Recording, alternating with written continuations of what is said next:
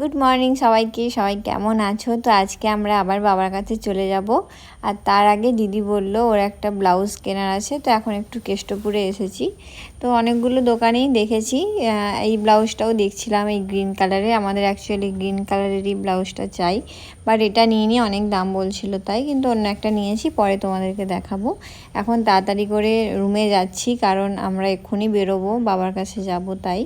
তো সব কিছু নেওয়া হয়ে গেছে, মাসুকও এসেছে, আমাদের সাথেই যাবে ও, কারণ আমাদের যেহেতু অনেকটা লেট হয়ে গেছে, আমাদের পৌঁছাতে প্রায় সন্ধে হয়ে যাবে। তো মা বললো একটু অন্তত বাস স্ট্যান্ড অবধি যেন দিয়ে যায়। তো সে অনেকগুলো ব্যাগও ছিল, তো একটু অসুবিধে হতো, সেই জন্য মাসুক একসাথেই যাচ্ছে, ও স্টেশনে নেমে যাবে।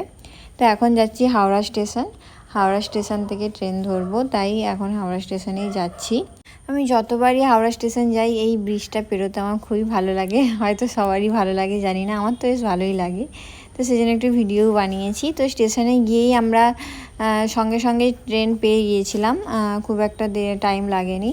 আমি আর দিদি সিটও পেয়ে গিয়েছিলাম, মাসুক একটু লেটে সিট পেয়েছিল, আমরা লেডিসে উঠেছিলাম।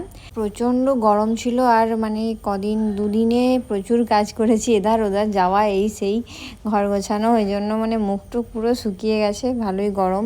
তো এখন নেমে পড়বো, প্রায় চলেই এসেছি। দেখো অনেকটা অন্ধকার হয়ে গেছে, অনেকটা মানে রাত বলবো না, তাও অনেক টাইম লেগে গিয়েছিলো আসতে।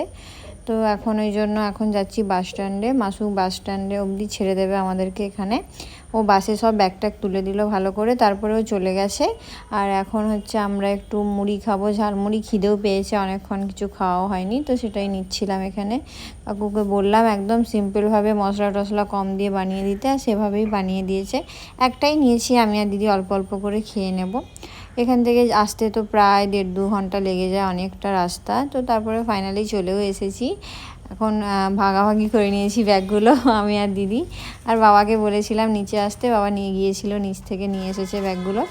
তারপরে বাবা যেহেতু ডিউটি যাবে, সেজন্য বাবা আগে খেয়ে নিল। এখন আমি আর দিদি আর মা খাচ্ছি। ভেজ ডাল করেছিল মা, রুটি করেছিল, ওটাই খেলাম। তারপরে বাবা চলে গেল ডিউটি। আর বাবা ডিউটি যাওয়ার পরেই এই যে শাড়িটা দেখছি, এটা তো দিদিকে মা দিয়েছে অ্যানিভার্সারিতে। তো দিদির এই ভিডিওটা তোমরা হয়তো দেখেও নিয়েছো, অ্যানিভার্সারির ভিডিওটা। ব্লগটা খুব তাড়াতাড়ি তোমাদের সাথে শেয়ার করবো। আর এই ব্লাউজটা নিয়েছিলাম কেষ্টপুরে। তো চলো এখনের মতো টাটা, তোমরা সবাই খুব ভালো থেকো। আমার ব্লগটা ভালো লাগলে অবশ্যই একটা লাইক করো। টাটা।